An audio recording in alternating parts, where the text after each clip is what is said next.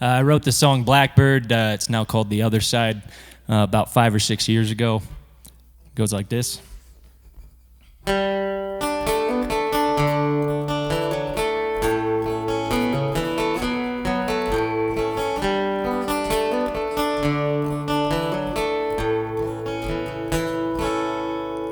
One day in mid-July, my brother Jim and I went to take a swim down at the creek.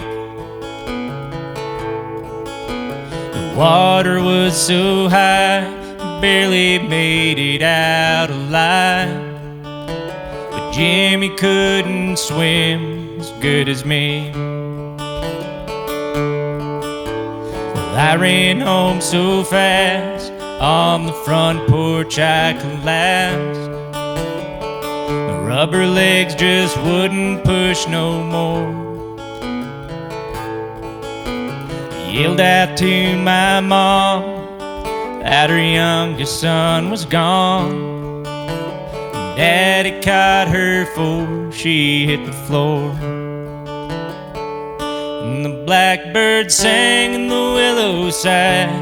Daddy got drunk and Mama cried.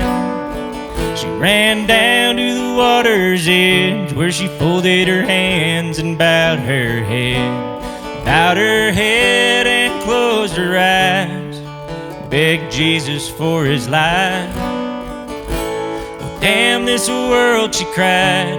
Hope you're waiting on the other side.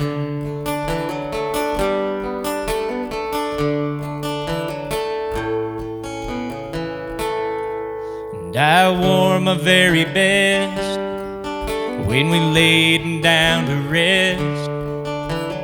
And Daddy clenched a bottle in his fist. But the hardest thing to see, an empty casket in front of me. His mama couldn't give him a one last kiss. And the blackbird sang in the willow side. Daddy got drunk and Mama cried.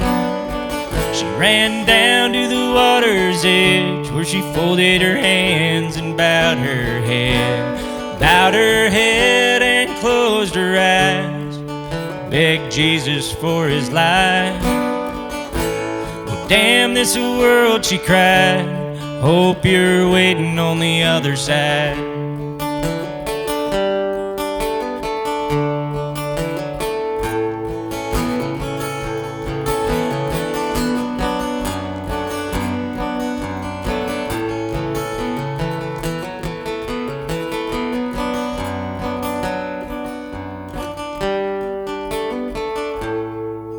Now 20 years have passed since I'd seen him last, and my mind still fears the echo of the creek. But every now and then, when I think of Brother Jim, the gentle breeze will kiss me on the cheek. Blackbird sings in the willow sighs. Daddy's long gone and Mom still cries. She put a cross by the waterside, and time to time we all stop by. We all stop by and squint our eyes, watch the sun drop through the sky. And though part of us has died, we know he's waiting on the other side. And though part of us is dead, we know he's waiting on the other side.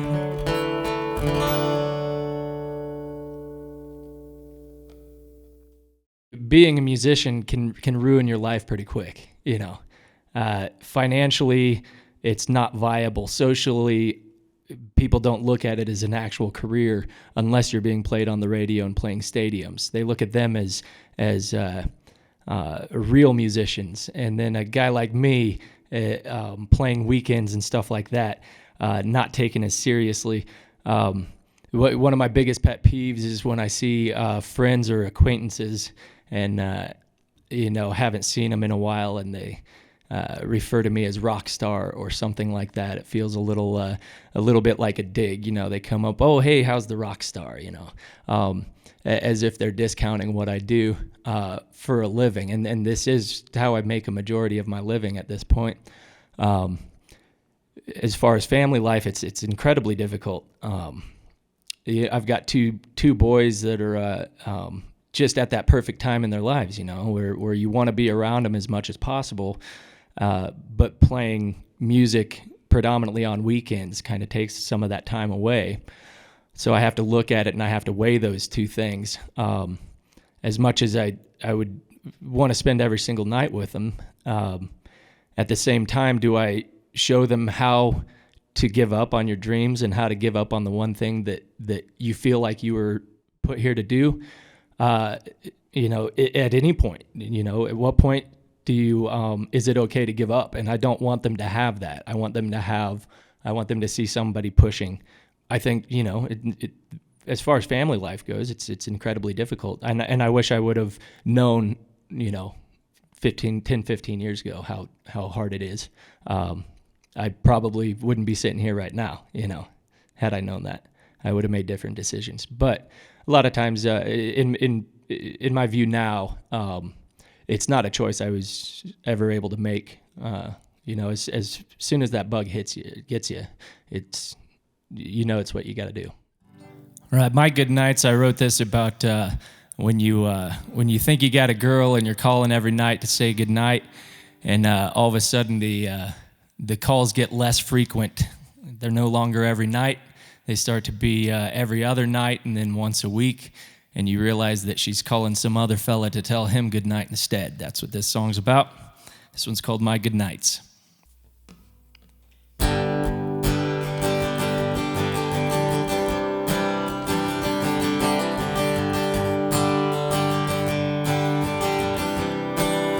You say you haven't felt like I made you melt like I used to do back in the day. Now you don't know if there's room to grow with someone you can't count on to stay. And now you're falling for someone you're calling every night that I'm away. It's 10 o'clock and I'm just hanging round. A telephone that doesn't make a sound. And he's getting my good nights and taking my place is who you turn to. Anytime this old world has burnt you, I sit and cry each time, and knowing that he's the one you hold as the two of you grow old. And there's nothing I can say to make it right. He's still getting my good nights.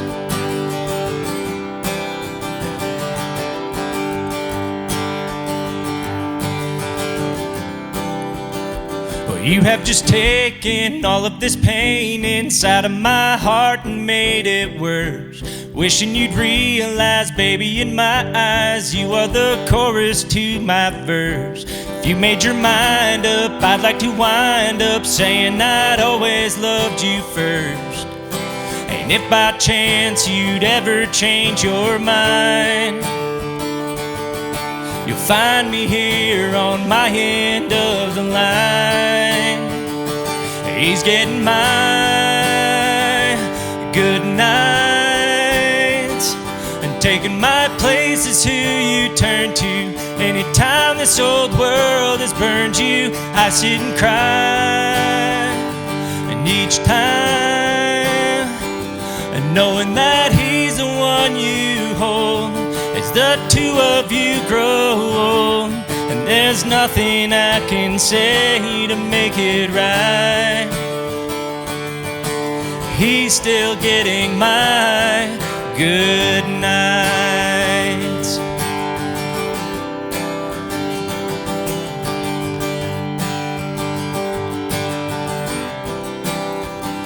Well, he's getting my good nights, Taking my place is who you turn to. Anytime this old world has burnt you, I sit and cry each time, knowing that he's the one you hold as the two of you grow old. And there's nothing I can say to make it right. He's still getting my good nights.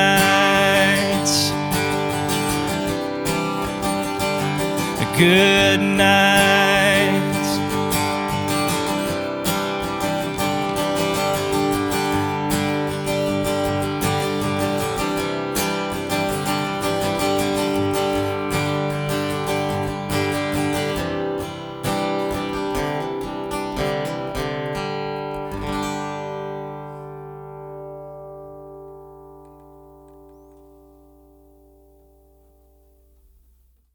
I think my real joy comes from writing songs and getting them out there, as far as being a musician. But at the same time, there's nothing like playing a cover that somebody shouts out from the back row and you happen to know it, and you get to do that. That's a lot of fun too. For the most part, you know, there's a ton of places where you walk in and there's somebody sitting in the back corner playing music, and they get overlooked all the time. And you know, whether they're worthy of attention or not is not up to me to decide. But I don't know how it affects people until they come up to me after a show and explain how one or two of the songs that I sang or wrote, how it correlates to their life. You know, I think the fact of the matter is, I saw somebody put up a meme the other day. You know, you might need a doctor once a year. You might need a lawyer once in your life, but you need a farmer 3 times a day. And it got me to thinking, yeah, but every 4 minutes you're listening to another musician. And whether people want to admit it or not, even when it's completely silent, there's a song going through their head. And, you know, for me, if it's one of mine, I'm pretty thrilled about that. And hearing those stories, that's what keeps me going. That's what I think music keeps all of us going. Imagine a place where there was no music. It would not be a world that I would want to live in, you know. So I think the majority of people are like that. Whether they could vocalize it or would choose to vocalize it or not, doesn't matter, because music is everywhere. Your heart is beating in a rhythm. It's ingrained in all of us. And music is mathematical. I mean, the universe makes sense the same way that music makes sense. There was one time when this was several years ago, and I was in my living room. I wasn't doing anything musical, and I heard my youngest son in his toy room, and he was singing one of my songs. That was the biggest impact. You know, when it just makes your heart kind of full. That was one. Then the other one was just a few weeks ago when we opened for Kip Moore, and I actually got to take my boys with me and have them there, and they get to see what Dad does, you know, on a stage that I normally don't get to play. You know, I would say those two are the two aha moments.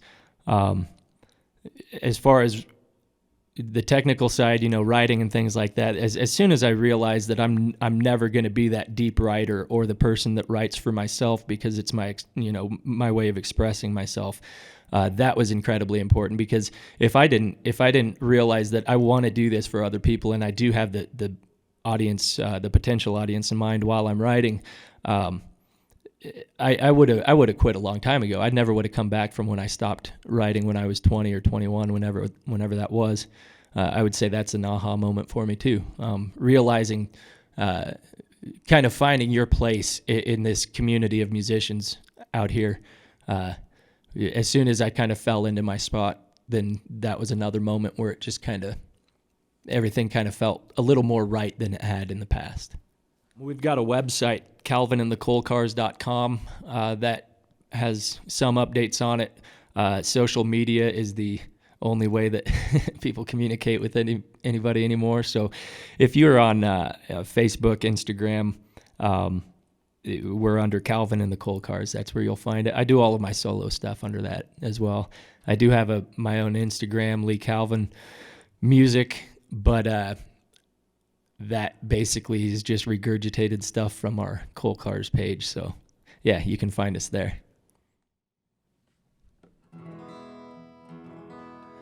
So a few years ago, I was playing a show down in Cody, Wyoming, and a couple of my friends had showed up and walked into this place. They were there before I got there, and I walked in, and Don didn't even say hi. He just said, "Hey, have I got a song for you to write?" And I said, "What's that?"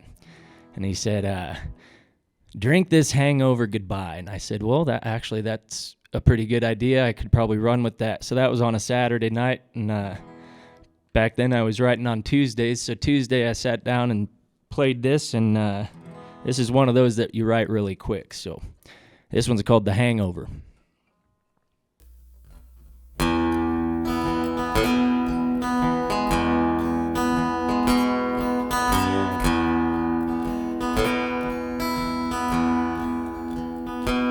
Well, I scoot to the edge of our empty queen bed and force my eyes open today.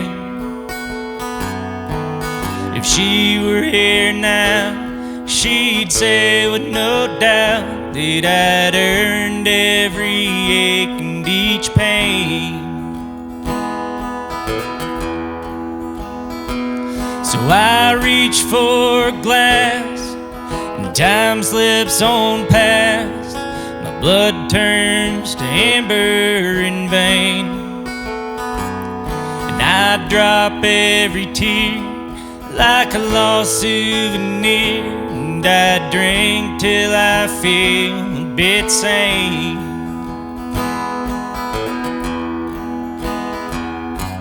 Well, headaches and heartaches all echo and fade once I've had the first of the day. Well, I can't afford this hurt anymore, so I'll drink this hangover away.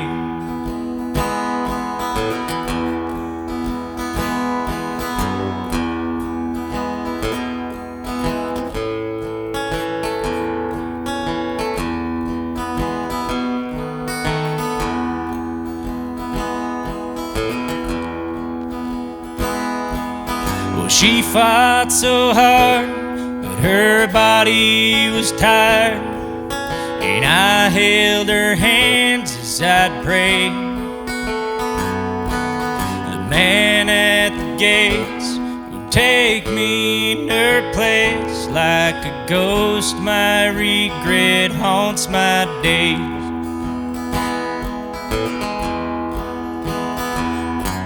Well, headaches and heartaches all echo and fade once I've had my first of the day. Well, I can't afford this hurt anymore, so I'll drink this hangover away.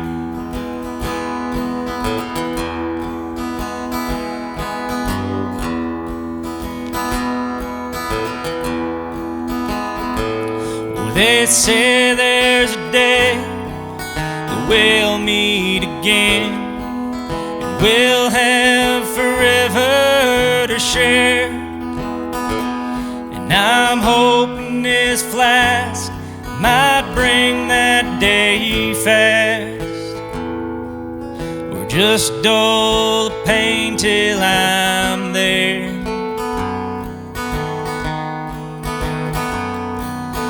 Headaches and heartaches all echo and fade once I've had my first of the day.